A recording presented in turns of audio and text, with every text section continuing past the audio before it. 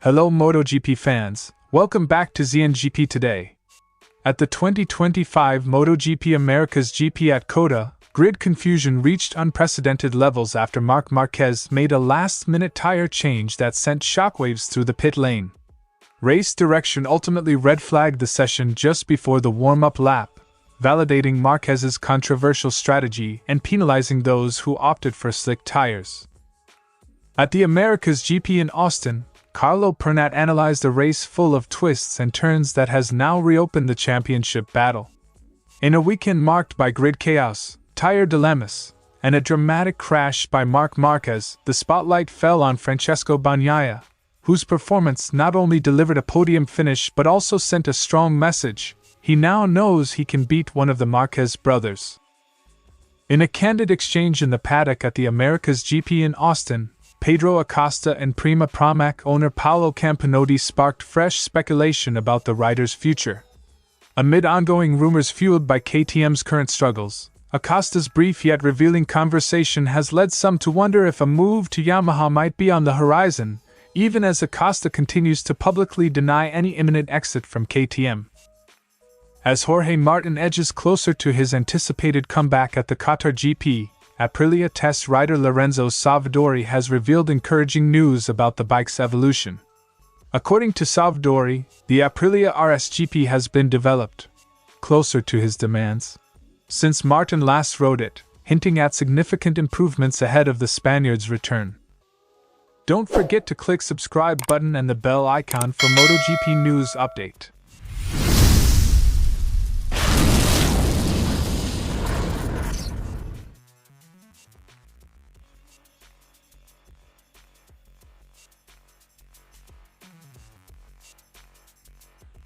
With less than a minute to go before the warm-up lap, Marquez abandoned his Ducati, leaving behind his strip, wet, compound, to switch to his second bike fitted with slick tires.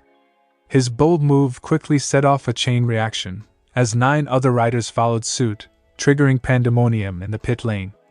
Race director Mike Webb explained that the mass exodus created a hazardous environment, forcing a delay. "We requested a delay and then a fast-track procedure due to safety concerns. Given the number of riders, bikes, and personnel in the pit lane, it was not possible to start the warm-up lap." Quote from Mike Webb. Marquez's decision was a calculated risk designed to force a restart. By provoking other riders to change tire strategies, he aimed to nullify any advantage they might gain. "I tried to provoke the other riders to follow me, and it worked well," Marquez later explained. He warned that if too many riders had switched, he himself would have been forced to start from the back with a ride-through penalty, a risk he was willing to take to save time. "I would have started from last position with the right tire, and that would have cost me even more time compared to changing bikes." Quote from Marquez. The sporting regulations, specifically Article 1.18.7, state that a rider who changes tires for weather reasons must enter the warm-up lap from the pit lane and serve a ride-through penalty if instructed by race direction. This rule was introduced after the 2018 Argentine GP, when Jack Miller found himself alone on pole while others huddled in the pit lane. In Austin, several riders, including Enea Bastianini, Brad Binder, and Ai Ogura, were set to start on slick tires, which would have warranted a penalty. However, the red flag nullified all actions up to that point, leading to a fast-track restart that reset the grid order.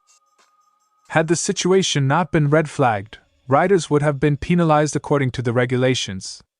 The restart was the safest solution to an unprecedented situation. Quote from Mike Webb.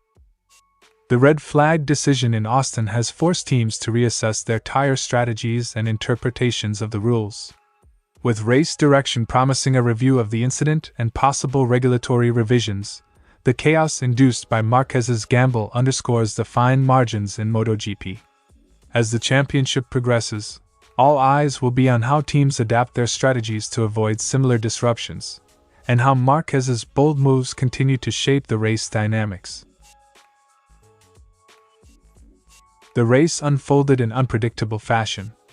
After a wet-declared session that turned tricky due to unexpected dry patches, Marc Marquez made the risky decision to run back to the pits, a move that ultimately led to his downfall. As the race progressed, the pressure built and the Spaniard's 2-second lead evaporated when he crashed while leading. Carlo Pernat described the incident as a zero for Marquez, a rare misstep on a track where he almost always dominated. When people said that Marquez's rival was himself, perhaps this is what they meant. On a track where he almost always won, he went and tied on a curb, crashed, and that cost him a pretty hefty zero. Quote from Pernat. The crash paved the way for Bagnaia to climb to the top of the podium for the first time this season, with Alex Marquez and Fabio Di Giannantonio following behind. Starting from 6th on the grid, Bagnaia showcased his renewed form by managing the race with tactical brilliance, even if he might have aimed for a higher finish in a normal scenario. At least now he knows he can beat one of the Marquez brothers. Marc's zero is bad for him, but it's good for the championship, which has clearly reopened. Pernat also emphasized that, despite the drama, Ducati's dominance remains intact. He praised the performance of the Noali team and noted that while the Marquez brothers continue to pose a formidable challenge, the field is more balanced than ever. Yamaha, KTM, and Honda have all shown promise this weekend, with notable performances from Miller, Quartararo, Bastianini, and Luca Marini. All the teams finished with at least one bike in the top 10. That's a positive sign for the championship, but I would also be careful with Aprilia going forward. If Martin had done the tests in Malaysia and Thailand, he might have been in contention for a podium. The confusion on the grid also drew criticism for race direction. According to Pernat, the decision to delay the start penalized riders who had made the right tire choice, even as safety concerns forced the hand of the officials. This misinterpretation of regulations may well come under scrutiny as the championship moves forward into Qatar. I didn't like race direction very much yesterday. In the end, they penalized riders who had a good idea. It's a shame about his zero in Austin, but the World Championship is back on track. As the championship reopens with a renewed sense of competition, Bagnaia's performance stands out as a beacon of progress. With Qatar on the horizon, a circuit where Bagnaia has historically excelled, this race could prove to be a turning point. Carlo Pernat's insights remind us that in MotoGP, even a single mistake can dramatically reshape the championship landscape. And now, with Bagnaia proving his mettle, the battle for supremacy is far from over. With KTM facing financial and performance challenges, the future of their star rider has become a hot topic. Despite having a 2-year contract with the Austrian team, many believe Acosta's patience is wearing thin as his current machinery fails to match his potential. The upcoming Jerez test at the end of April is expected to be a decisive moment. Yet, in Austin, Acosta remained non-committal on any exit plans, even as rumors of moves to Honda and VR46 swirl. Obviously, Pedro expected a little more from KTM at the start of the season. But it's too early to think about exit routes. The year is long, and we need to wait for the next races. Quote from Valera, paraphrased. During the event, DAZN cameras captured an intimate moment between Acosta and Campinotti. After exchanging greetings with a warm embrace, Campinotti casually inquired, "Is everything okay?" To which Acosta replied affirmatively. As the conversation continued, Campinotti leaned in and whispered something, prompting Acosta to cut him off with a telling remark. "You talked to Valera?" This terse response, coming in the middle of a relaxed conversation, has fueled further debate about Acosta's future, hinting that internal discussions with his manager may already be shaping his next steps. While Acosta has always been loyal to KTM, the brand that catapulted him to the top of the World Championship, the current situation has led many to speculate about his next move. With rumors linking him to Yamaha and even VR46, Acosta's brief exchange with Campinotti has become a focal point of the discussion. Despite the intrigue, Acosta continues to deny any plans to leave KTM, emphasizing instead a need for calm and a wait-and-see approach until further races in Europe provide more clarity. "I don't think it's time yet to start thinking about exit routes. We must remain calm and wait for the upcoming races to assess the situation." In a sport as unpredictable as MotoGP, even the smallest comment can ignite major speculation. While Acosta's terse remark to Campinetti has left fans and pundits wondering if a move to Yamaha is on the cards, his manager's call for patience suggests that the final decision is still far from reached. As the season unfolds, all eyes will remain on Acosta, hoping that his performance on the track will ultimately speak louder than the rumors of it.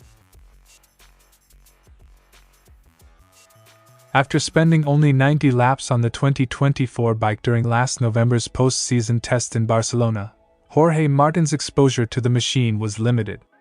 On the 2025 RSGP, he managed just 13 laps on day 1 of the Sepang test before a crash sidelined him with multiple fractures.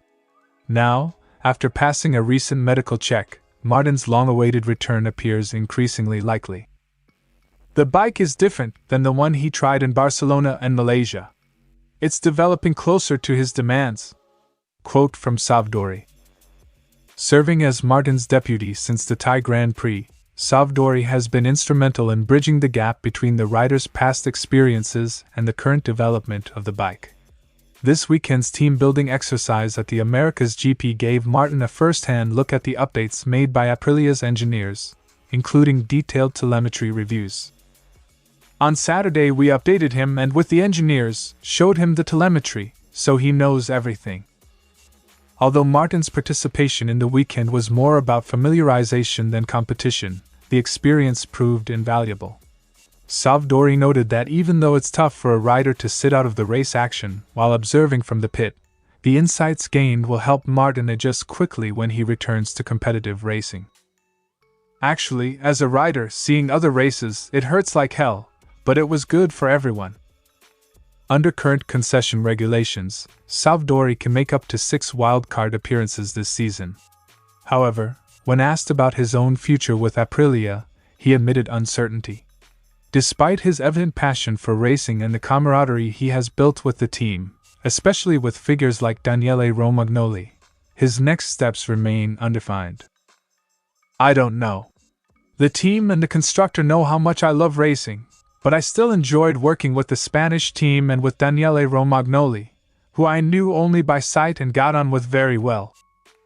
Reflecting on his own experiences, including a serious injury in Argentina, Savdori described his journey as a crescendo, a build-up of challenges and progress. With Martin's return on the horizon and the bike tailored more to his needs, the stage is set for a potential resurgence at Qatar. Even though I was injured in Argentina, it was a crescendo. Every setback has pushed us to improve, and I believe the new developments will make a significant difference when Martin returns. With Jorge Martin's comeback now looking more promising and the Aprilia RSGP tuned closer to his requirements, the anticipation for Qatar is at an all-time high. As the team continues refining the bike and preparing for the next challenge, the MotoGP world eagerly awaits Martin's return to the track, a moment that could signal a new era for the Spaniard and Aprilia alike. Thanks for watching ZNGP Today, and this is your MotoGP news update. See you next time.